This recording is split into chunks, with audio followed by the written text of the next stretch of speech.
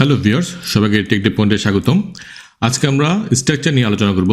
C প্রোগ্রামিংয়ে structure বলতে কী বোঝায় এবং স্ট্রাকচার কেন প্রয়োজন, এই কনসেপ্টগুলো আজকে আমরা ক্লিয়ার করার চেষ্টা করব। প্রথমে আমরা একটি সিনারিও কল্পনা করি। সাপোজ আমাদের একটি প্রোডাক্ট টেবিল রয়েছে এবং এই প্রোডাক্ট টেবিলে কিছু ইনফরমেশন রয়েছে, যেমন product ID, product name, category, price, quantity.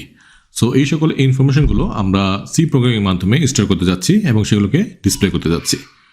এখন আমরা যদি এইসব ডাটাগুলোকে সিম্পল ভেরিয়েবলের মাধ্যমে স্টোর করতে চাই, তাহলে আমাদের করতে হবে এরকম, যেখানে আমরা দেখতে পাচ্ছি যে প্রতিটি ভ্যালু স্টোর করার জন্য আমাদের আলাদা করে ভেরিয়েবল ডিক্লেয়ার করতে হচ্ছে। যেমন এখানে প্রথম প্রোডাক্টের ডাটাগুলো আমরা এই ভেরিয়েবলগুলোতে আমরা স্টোর করলাম, সেকেন্ড প্রোডাক্টের ডাটাগুলো আমরা এই ভেরিয়েবলগুলোতে স্টোর করলাম। এভাবে যদি আমরা প্রতিটি প্রোডাক্টের ডাটাগুলোকে স্টোর করতে যাই, তাহলে আমাদের কিন্তু অনেকগুলো ভেরিয়েবল ডিক্লেয়ার করতে হবে। এখানে আমাদের এক্সাম্পলে 5টি প্রোডাক্টের ইনফরমেশন রয়েছে। যদি আমাদের 100টি প্রোডাক্টের ইনফরমেশন থাকে, তাহলে তো বোঝা যাচ্ছে যে আমাদের কতগুলো ভেরিয়েবল ডিক্লেয়ার করতে হবে। তাছাড়া এটি কোনো প্র্যাকটিক্যাল সলিউশন না, কারণ এখানে আমরা সেম প্রোডাক্টের ইনফরমেশনগুলোকে গ্রুপ করতে পারছি না। সো একই প্রোডাক্টের ডাটাগুলোকে অর্গানাইজ করা, ডিবাগ করা ডিফিকাল্ট হবে। তাহলে আমরা বুঝতে পারলাম যে শুধু ভেরিয়েবলের মাধ্যমে আমরা এই প্রবলেমটিকে সলভ করতে পারছি না, অর্থাৎ এফিশিয়েন্ট হচ্ছে না এবং প্র্যাকটিক্যাল সলিউশন হচ্ছে না। এখন আমাদের সেকেন্ড আরেকটি সলিউশন হতে পারে অ্যারের মাধ্যমে হয়তো আমাদের কিছু কম ভেরিয়েবল ডিক্লেয়ার করা লাগবে, কিন্তু অ্যারেরও কিন্তু কিছু লিমিটেশন আছে। যেমন আমরা যদি অ্যারের মাধ্যমে এই প্রবলেমটিকে সলভ করতে চাই, তাহলে আমাদের কোডটি অনেকটা এরকম হবে, যেখানে আমরা হ্যাশ ডিফাইন দিয়ে একটা কনস্ট্যান্ট ম্যাক্রো ডিফাইন করেছি, যেখানে আমরা একটা ফিক্সড ভ্যালু দিয়ে দিয়েছি 3। ডিফাইন ম্যাক্রো কিভাবে কাজ করে এটি নিয়ে আমরা আলোচনা করেছিলাম প্রি প্রসেসর এই ভিডিওতে। সো এই ভিডিওটি আপনারা দেখে নিতে পারেন। সো এখানে আমরা নাম প্রোডাক্টসের মাধ্যমে একটি কনস্ট্যান্ট ডিক্লেয়ার করেছি, যার ভ্যালু আমরা দিয়েছি 3।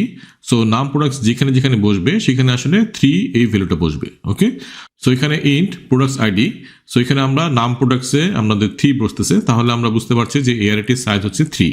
ঠিক একইভাবে আমরা প্রোডাক্ট নেমস 2 ডাইমেনশনাল এরে নিয়েছি, যেখানে আমরা 3টি প্রোডাক্টের নাম স্টোর করতে পারবো এবং যেগুলোর লেন্থ হবে ম্যাক্সিমাম 50 ক্যারেক্টারের, অর্থাৎ একটি নাল ক্যারেক্টার সহ 49 ক্যারেক্টারের।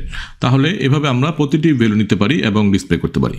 কিন্তু এখানেও কিছু লিমিটেশন আছে, কারণ এক্ষেত্রে আমরা প্রোডাক্ট ইনফরমেশনগুলোকে গ্রুপ করতে পারছি না, কারণ এরেতে যেহেতু আমরা শুধু একই ডেটা টাইপের ভ্যালু রাখতে পারি, এজন্য প্রতিটি প্রোডাক্ট ইনফরমেশনের জন্য আমাদের আলাদা আলাদা ডেটা টাইপের অ্যারে ডিক্লেয়ার করতে হচ্ছে। সেজন্য সেপারেটভাবে আমাদের প্রতিটি অ্যারেকে মেনটেন করতে হবে। সেক্ষেত্রে একই প্রোডাক্টের ভ্যালুকে আপডেট করা এবং অ্যাড করা, ডিলিট করা অনেক কঠিন কাজ হবে এবং অবশ্যই এফিশিয়েন্ট হবে না।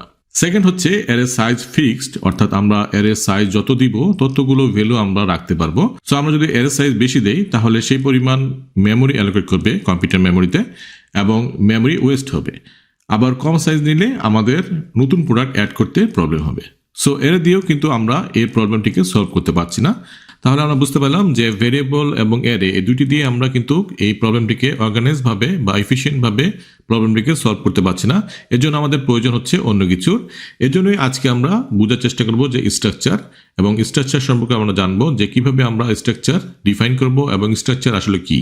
সি প্রোগ্রামিংয়ে স্ট্রাকচার হচ্ছে এক ধরনের ইউজার ডিফাইন ডেটা টাইপ, যার মাধ্যমে আমরা বিভিন্ন ডেটা টাইপের ভেরিয়েবলকে গ্রুপ করতে পারি এবং একটি সিঙ্গেল নাম দিতে পারি। স্ট্রাকচার ডিক্লেয়ার করার সিনট্যাক্সটা হচ্ছে এরকম: প্রথমে স্ট্রাক কিওয়ার্ড দিয়ে শুরু করতে হবে, তারপরে স্ট্রাকচারের নামটা দিতে হবে এবং এক্ষেত্রে আমরা আইডেন্টিফায়ারের যে নামকরণের যে রুলসগুলো রয়েছে সেগুলো আমরা ফলো করব। তবে স্ট্রাকচারের নামকরণ করার ক্ষেত্রে প্রথম অক্ষরটা বড় হাতে দেওয়া বেটার। সো এটা হচ্ছে গুড প্র্যাকটিস। সো যখন আমরা স্ট্রাকচারের নামকরণ করব, তখন যেন প্রথম অক্ষরটা আমরা বড় হাতে লিখি। তারপর আমরা কার্লি ব্র্যাকেটের ব্লকের ভিতরে আমরা বিভিন্ন ডেটা টাইপের ভেরিয়েবল আমরা নিতে পারি। সেক্ষেত্রে আমরা যেভাবে ভেরিয়েবল ডিক্লেয়ার করি সেভাবে করব। প্রথমে আমরা ডেটা টাইপ লিখবো, তারপর আমরা ভেরিয়েবল নামটা লিখবো এবং তারপর আমরা কার্লি ব্র্যাকেটটা ক্লোজ করে অবশ্যই আমরা সেমিকোলন দিব। ওকে, সো এটি হচ্ছে আমাদের সিনট্যাক্স একটি স্ট্রাকচারকে ডিক্লেয়ার করার। এবং এই স্ট্রাকচারের ক্ষেত্রে এই ভেরিয়েবলগুলোকে বলা হয়ে থাকে স্ট্রাকচারটির মেম্বার বা ফিল্ড। তাহলে এখন আমরা দেখি যে আমাদের এই প্রোডাক্ট টেবিলটাকে আমরা কিভাবে স্ট্রাকচারের মাধ্যমে ডিক্লেয়ার করতে পারি। সো আমাদের কোডটি হবে এরকম: প্রথমে আমরা স্ট্রাক্ট লিখবো এবং তারপরে আমরা লিখবো স্ট্রাকচারটির নাম। এক্ষেত্রে আমরা নাম দিলাম টেবিলটির নাম, অর্থাৎ প্রোডাক্ট। এখানে আমরা খেয়াল করছি যে এখানে কিন্তু আমরা প্রোডাক্টের নাম কিন্তু পিটা কিন্তু আমরা বড় হাতে লিখেছি। সো আমরা এই রুলসটাকে ফলো করব।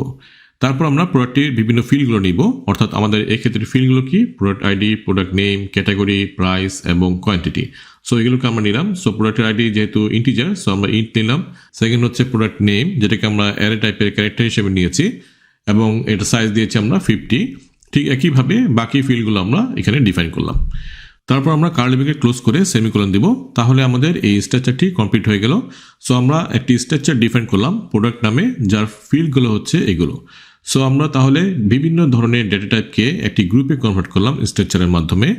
তাহলে আশা করি আমরা বুঝতে পেরেছি যে কিভাবে আমরা স্ট্রাকচারের মাধ্যমে আমাদের নিজস্ব একটি ডেটা টাইপ আমরা ক্রিয়েট করতে পারি, যেখানে আমরা বিভিন্ন ধরনের ডেটা টাইপকে একটি গ্রুপে কনভার্ট করতে পারি। সো কিভাবে স্ট্রাকচারের মাধ্যমে আমরা ভ্যালু অ্যাসাইন করব এবং এই স্ট্রাকচারে কিভাবে আমরা কাজ করব স্ট্রাকচার নিয়ে, সেগুলো আমরা পরবর্তী ভিডিওগুলোতে দেখব। সো আজকের জন্য এটুকুই, দেখা হবে নেক্সট ভিডিওতে। আজকের জন্য আল্লাহ হাফেজ।